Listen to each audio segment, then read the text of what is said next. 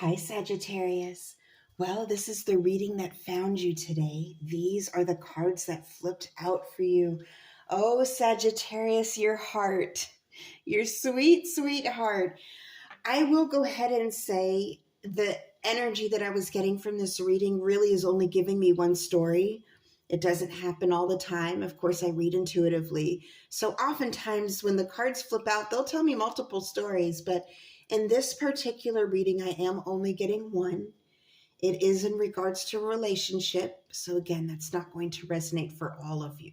But for those of you who do resonate with this, I feel like this could provide some very beautiful insight. So let's get into it.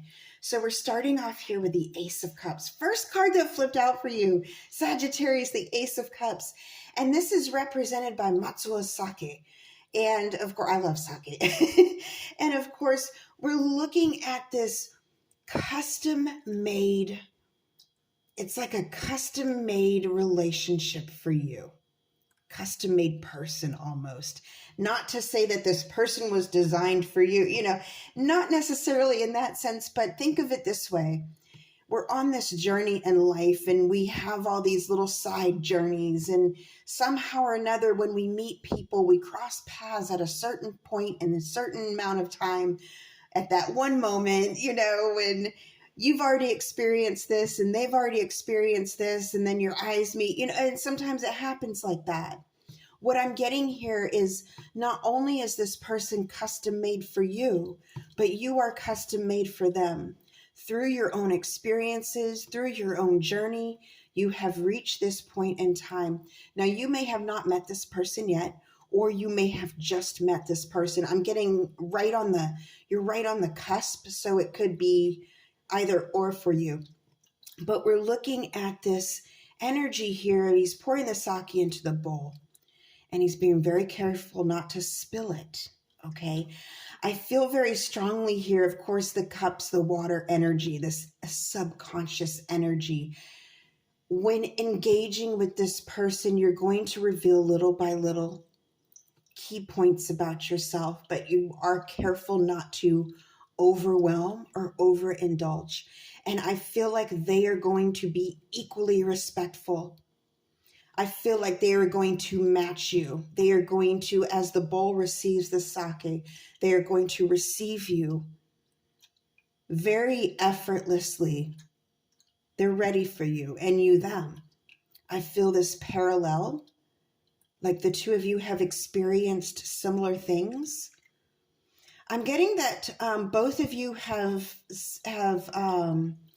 it was almost like the same year, and this is only going to resonate for a few of you, but it was almost like the same year there was a big upset in your life in the same year, and it was in the past, but when you come together and share your experiences, you realize that your paths have always been somewhat in sync without you even knowing each other, because I do get that this is a new connection. I'm getting that your paths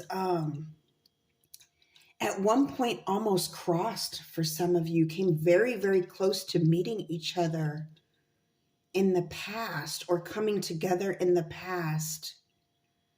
But it was just a split moment where you didn't engage, or you didn't, I don't know if you even really even saw each other. Again, that's a strange one I'm only going to get for a few of you here, but very, very strong new love energy, very fruitful new love energy, okay? Subconsciously, how you deal with it is highlighted here in the Hanged Man, and this is represented by Sleeping Beauty. Now, in the original Italian fairy tale, to avoid death, she falls into a slumber.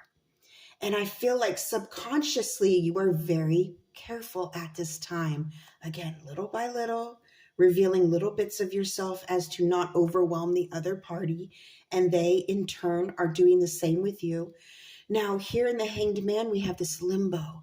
It's almost like this beautiful pause to make sure you don't overwhelm and kill this relationship before it even starts, or to freak them out or scare them off. And that's not to say that you would, Sagittarius, but that's what you're thinking. That's what's going on in your heart and your mind at this time. You are adamant on tapping into your subconscious and making sure you are keeping a full rein on your emotions, because I do feel like they are powerful at this time. And you're acknowledging that and you're grounding yourself. Okay, let me calm down for a minute. I really want this person. I can feel they want me. And it's true. But you're grounding yourself. And if you look at her, she's kind of holding, you can't quite tell if it's her solar plexus or her sacral chakra. And so let's talk about that, because the sacral chakra speaks to sexuality, creativity, whereas the solar plexus speaks to intuition, your inner mind, your subconscious. How appropriate, right? And so she's holding this, almost placing her hands gently over this zone of herself to ground herself. I don't feel like the hanged man is like you playing hard to get or them playing hard to get. Quite the opposite. You are simply grounding yourself because you know this is real. You know this is real. Okay. Now with this, it's not all roses. Okay. We are human. We are human. And there's a nagging side of you. And here we go with the Four of Cups. And this is kind of funny because the Four of Cups in any other read can, mean a number of things. But in this particular deck, or not this deck, I'm sorry, in this particular reading, I do feel like the Four of Cups is that nagging side that you are trying to put to rest. Okay. The Four of Cups represented here by the nightingale who can sing away death. Again, we get this death energy. Some of you may actually be involved with a Scorpio. This may be a Scorpio with the water energy and the emotions and the cups. And the nightingale that can see the references towards death, and the fact that I'm sort of blending my words at this time leads me to think that it may be difficult to get the right words out to this person. It's difficult to express your emotions at this time. So again, you're grounding yourself. But with the Four of Cups, this person is very focused on some of these decisions of the past, these little birds, does not notice this beautiful bird right behind them. And so what I'm seeing here, as you're doing your inner work, as you're grounding yourself, you're going to be looking at decisions you made in the past and how it did distract you from beautiful things. Now, during this, I feel like you are also acknowledging that you don't want to overlook gifts from the divine. I think you are well aware of this, but you're taking that final moment to sort of reevaluate decisions you made in the past so as not to repeat them. This is an unusual energy I'm getting for the Four of Cups with this particular read, but I like it. I like it because it's almost like that final lesson you give yourself, that you allow yourself. You're doing a lot of self-growth. I'm getting also you're looking at decisions you made in the past, things you could have done differently.